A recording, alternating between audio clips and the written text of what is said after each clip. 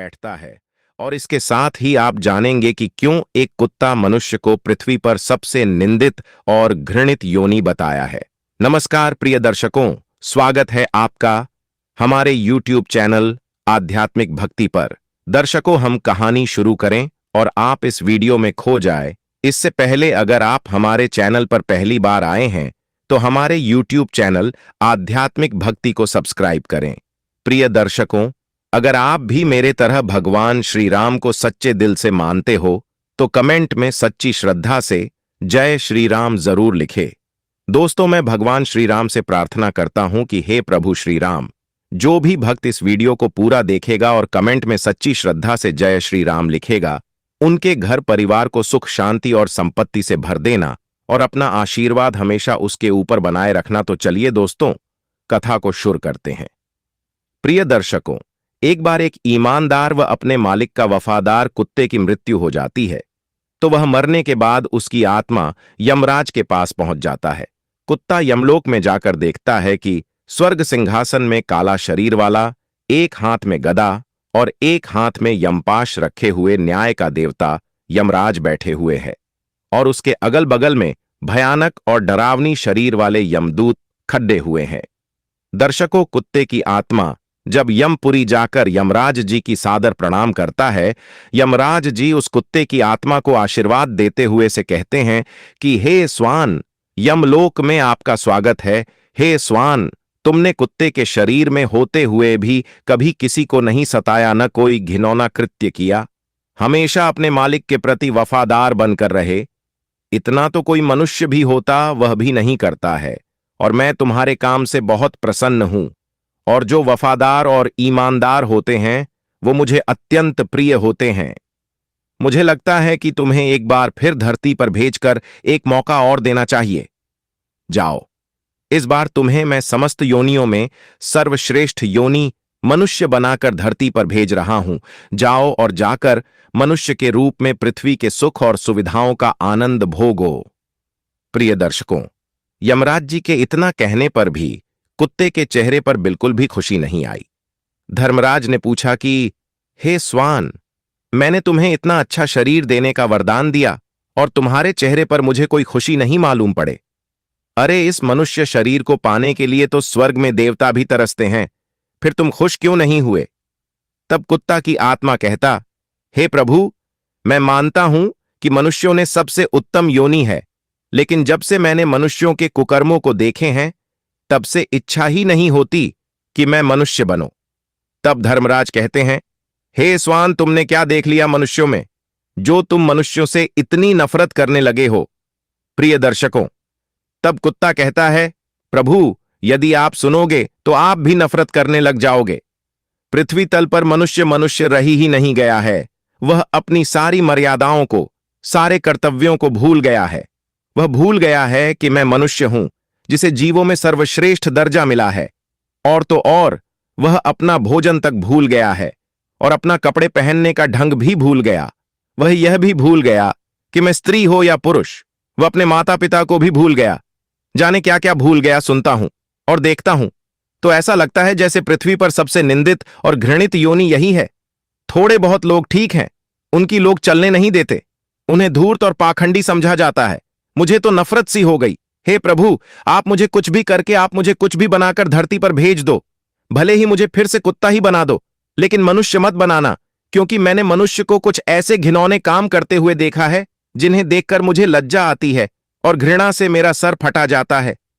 प्रिय दर्शकों, तब धर्मराज पूछते हैं, यदि यह सत्य है तो हम भी जानना चाहते हैं कि तुमने मनुष्य को ऐसे कौन से काम करते देख लिया है जो बहुत ही गंदे हैं, जिसकी वजह से तुम्हें मनुष्य योनि से इतनी नफरत है।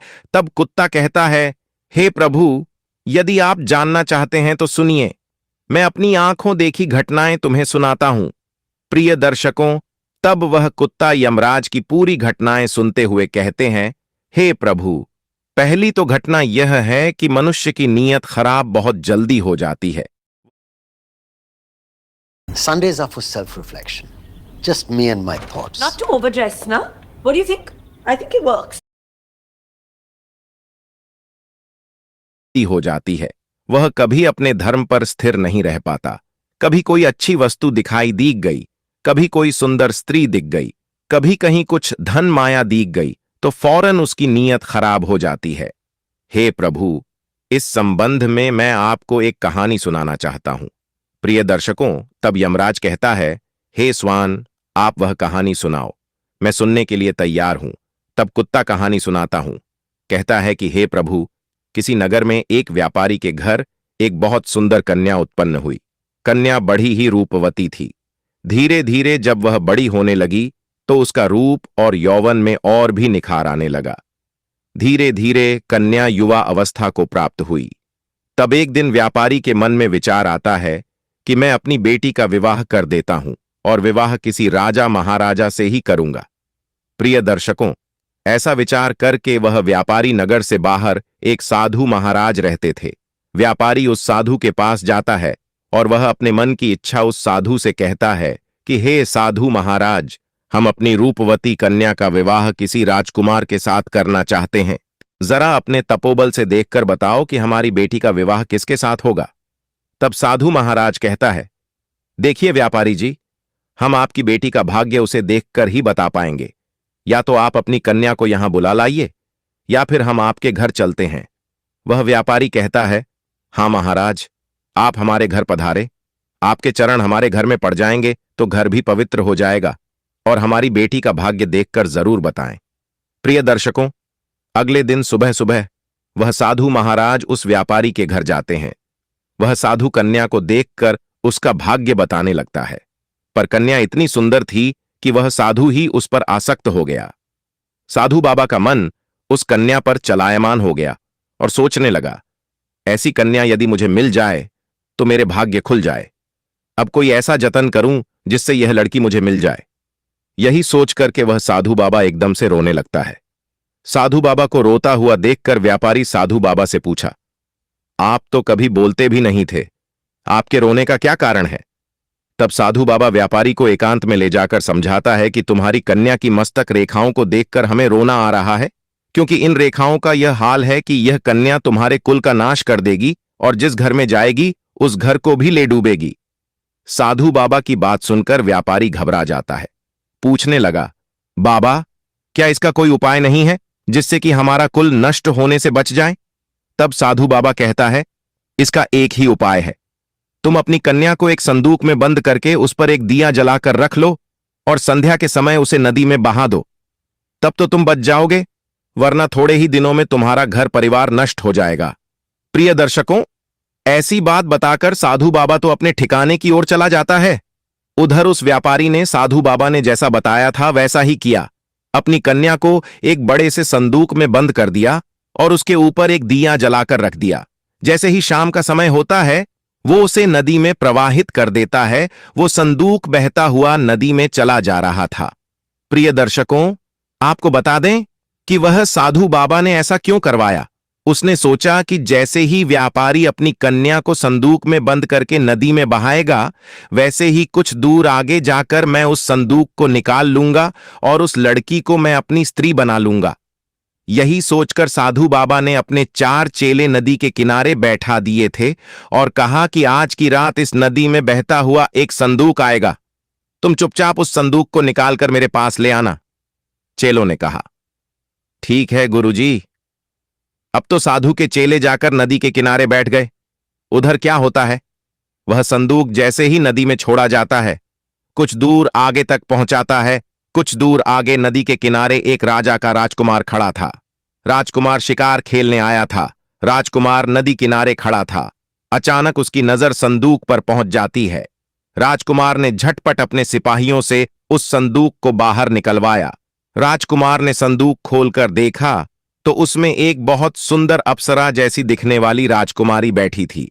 राजकुमार उसे देखते ही उस पर लट्टू हो गया। राजकुमार ने उसे अपनी पत्नी बना लिया और उस संदूक में जंगली स्वर पकड़कर बंद कर दिया और उसके ऊपर दीपक जलाकर रख दिया। फिर उस संदूक को फिर से नदी में प्रवाहित कर दिया। संदूक बहता हुआ आगे के लिए चला गया। अब आगे तो महात्मा जी के चेले नदी किनारे घात लगाए बैठे ही थे कि जैसे ही संदूक आएगा हम निकाल लेंगे। उन्होंने झटपट संदूक निकाला और अपने गुरु के पास ले आए।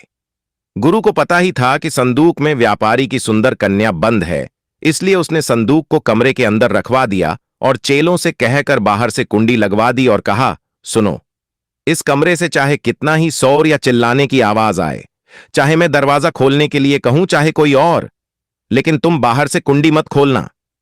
प्रिय दर्शकों, चैला ने कहा, जो आज्ञा गुरुदेव। इस प्रकार वह साधु बाबा संदूक के साथ कमरे में बंद हो जाता है और जैसे ही उसने संदूक खोलकर व्यापारी की कन्या को देखना चाहा, तो दर्शकों उस संदूक से एक खूंखार जंगली स्वर निकलता है और उस साधु बाबा को अपनी सूंड से मारना शुरू करता है। बाबा जी बहुत चिल्लाया कि दरवाजा खोल दो, मगर किसी भी चेले ने दरवाजा नहीं खोला। आखिरकार में बाबा जी को मारकर छोड़ा। जब शोरगुल बिल्कुल शांत हो गया तो चेला उन्हें दरवाजा खोलकर देखा तो अंदर गुरु मृत अवस्था में पड़े थे और कमरे के अंदर से सूअर निकलकर भाग गया।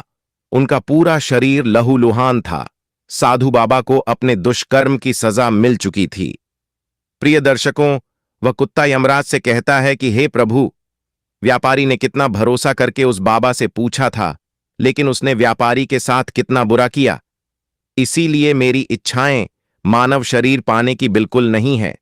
यमराज कहते हैं कि हे श्वान, वास्तव में ये तुम्हारी कहानी बिल्कुल सच थी। किसी पर भी भरोसा नहीं किया जा सकता। पता नहीं कब किसकी नीयत खराब हो जाएगी।